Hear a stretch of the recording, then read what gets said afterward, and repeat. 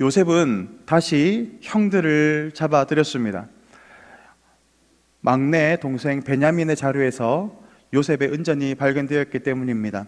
물론 이것은 요셉이 꾸민 일입니다. 요셉은 그의 형들의 속마음을 알기를 원했습니다. 여전히 자신을 미워하고 있는지, 그리고 여전히 자신의 동생 베냐민을 미워하고 있는지를 알아보기 위함이었습니다. 형들은 상처를 가지고 있었습니다. 형들이 가지고 있는 상처가 어떤 것일까요? 우리가 성경에서 보듯이 요셉에게 채색옷을 입혔다라고 하는 것에서 추론할 수 있듯이 형들은 요셉과 베냐민에 대해서 많은 상처를 가지고 있습니다. 이 상처의 근본은 바로 야곱이 라헬만을 편애했던 사건에서부터 비롯되는 것이었습니다.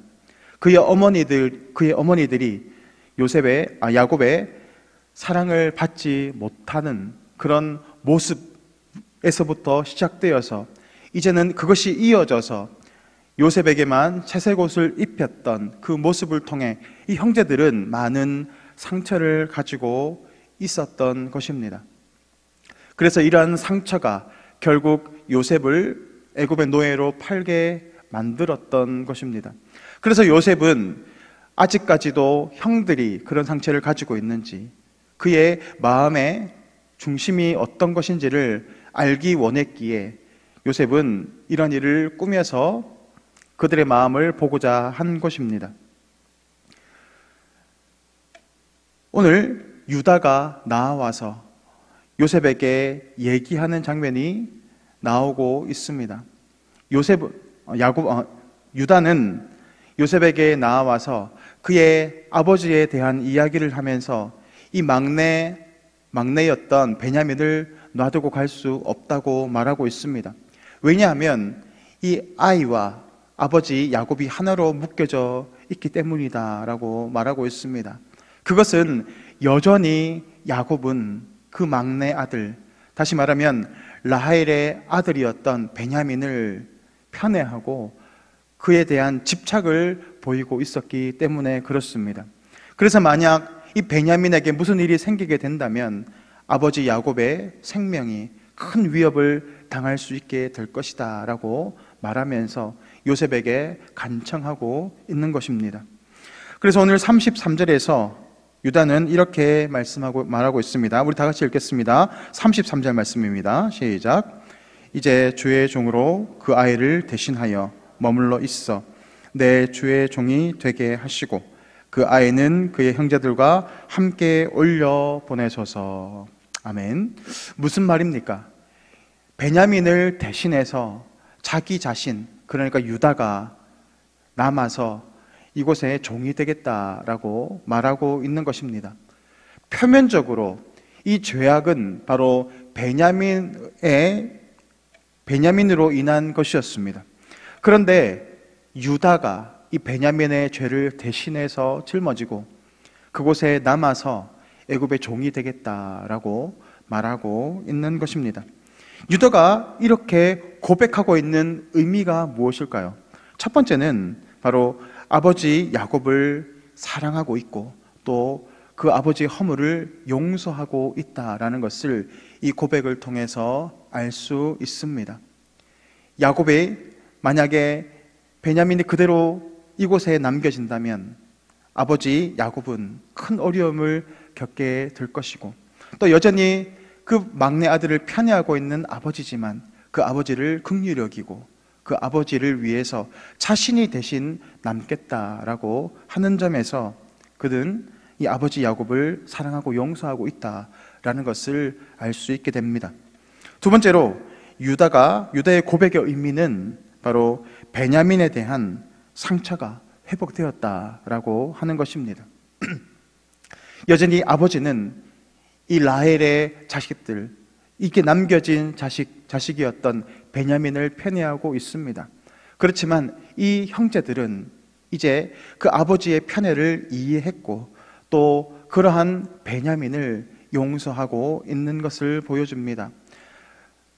하나님은 그 마음의 상처를 만지시고 치유하십니다. 어떠한 상처가 있든지 어떠한 아픔이 있든지 하나님의 사랑과 은혜가 임하게 되면 그 마음은 온전히 회복이 되고 상처가 치유가 됩니다. 오늘 유다의 모습을 통하여서 하나님은 이 형제들의 마음을 만지셨고 또 그렇게 미워했던 베냐민과 또 이전에 요셉을 용서하고 있는 그런 형제들의 마음을 보게 되는 것입니다. 마지막으로 유다의 고백의 의미 세 번째는 바로 요셉을 팔았던 자신들의 죄악을 후회하고 있다라는 것입니다. 그래서 유다는 하나님께서 자신의 죄를 드러내셨다라고 고백하면서 지금 베냐민을 위해서 자신이 그 대속의 그 길을 나아가겠다라고 말하고 있는 겁니다. 과거에는 그 형제를 용서하지 못했지만 하나님의 사랑이 그를 회복시켰을 때 이제는 그 베냐민을 용서했을 뿐만이 아니라 과거에 자신들이 지었던 잘못들을 후회하고 또 회개하고 있는 모습을 우리는 바라볼 수 있게 되는 것입니다. 이 세상에는 여러 가지 종류의 사랑이 있습니다. 육체적인 사랑이 있고 우정으로 보여지는 사랑도 있고 또 여러 가지 정신적인 사랑의 모습들도 있습니다. 그러나 이 사랑의 모습들은 한결같이 조건을 가지고 있습니다. 아름답거나 돈이 많거나 또 사랑할 만하거나 여러 가지 이유를 가지고 사랑합니다. 그러나 이러한 사랑은 그 조건이 사라지게 되면 그 사랑 역시도 사라지게 됩니다. 그것이 바로 이 세상에 속해 있는 사랑입니다. 하나님의 사랑은 그렇지 않습니다. 그러나 이 세상의 사랑은 그 조건을 가지고 나아갑니다. 그러므로 진정한 사랑이라는 것은 바로 조건 없는 사랑입니다. 조건을 가지지 않고 어떠한 상황이라도 때로는 내 마음에 들지 않는다 할지라도 사랑해내는 조건 없는 사랑, 그것이 바로 진정한 사랑입니다. 그러므로 이 진정한 사랑은 바로 헌신과 희생의 모습으로 드러나게 되어 있습니다. 사랑한다면 헌신합니다. 사랑한다면 내 것을 희생할 수 있습니다. 그래서 이 세상에서 이 완전한 사랑, 조건 없는 사랑이라고 한다면 바로 부모님의 사랑을 우리가 들 수 있을 것입니다. 부모의 사랑이 어떻습니까? 자녀를 사랑합니다. 조건 없이 사랑해 줍니다. 때로는 마음에 들지 않는다 할지라도 그 자녀를 사랑하고 희생하는 것이 부모님의 사랑입니다. 그렇지만 부모님의 사랑이라고 다 완전하겠습니까?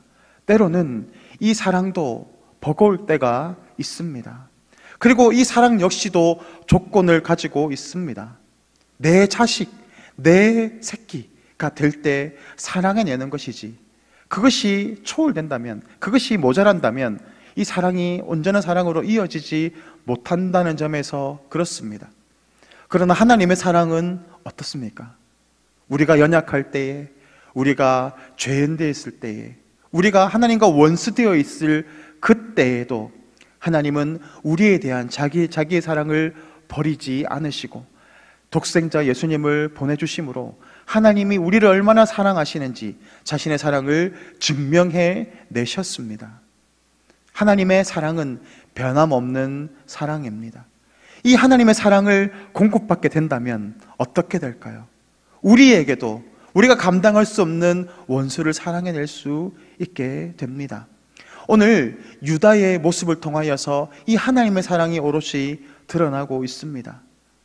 자신을 편애했던 아버지, 또 그 편애의 원인이 되었던 요셉과 베냐민을 용서해내고, 그리고 이제는 그 막내 베냐민을 위해서 자신이 노예가 되는 그런 희생과 또 섬김의 삶을 살아내는 그 모습을 통해서 우리는 하나님의 사랑을 바라볼 수 있게 됩니다. 하나님의 사랑은 온전한 사랑이고 완전한 사랑입니다. 하나님의 사랑이 공급되는 그곳에 상처가 회복이 됩니다. 하나님의 사랑이 공급받는 사람은 온전한 하나님의 사람으로 일어설 수 있게 됩니다. 오늘 우리가 구해야 하는 것이 무엇일까요? 완전하신 하나님의 사랑이 우리 가운데 공급되기를 구해야 할 줄 믿습니다. 그래서 사랑할 수 없는 사람을 사랑해내고, 때로는 사랑이 필요한 곳에 그 하나님의 사랑을 흘려보내므로 영혼을 살리고 세우는 그런 복된 인생으로 하나님 우리를 사용하여 나아가시기를 원하십니다. 오늘도 하나님의 완전하신 사랑을 통하여서 우리의 모습이 온전케 되고 또 그 사랑을 흘려보내는 복된 삶을 살아가시는 성도님들 되시기를 주님의 이름으로 축복합니다. 이 시간 화면을 보시고 다 같이 기도의 제목을 읽겠습니다. 과거의 상처와 아픔에서 주의 사랑으로 온전히 회복되게 하옵소서. 하나님의 사랑을 풍성히 공급받고 흘려보내는 복된 삶을 살게 하옵소서. 아멘. 이 시간 다 같이 기도하겠습니다. 사랑의 하나님 아버지, 오늘도 그 하나님의 사랑을 공급받기를 원합니다. 우리의 사랑이 아니라 완전하신 하나님의 사랑을 통하여서 하나님을 더욱더 사랑하게 하시고 또 그 사랑을 이웃에 흘려보내는 하나님의 백성답게 사는 주의 종들 될 수 있도록 주님 도와주시옵소서. 감사를 드리며 예수 그리스도 이름으로 기도드립니다. 아멘.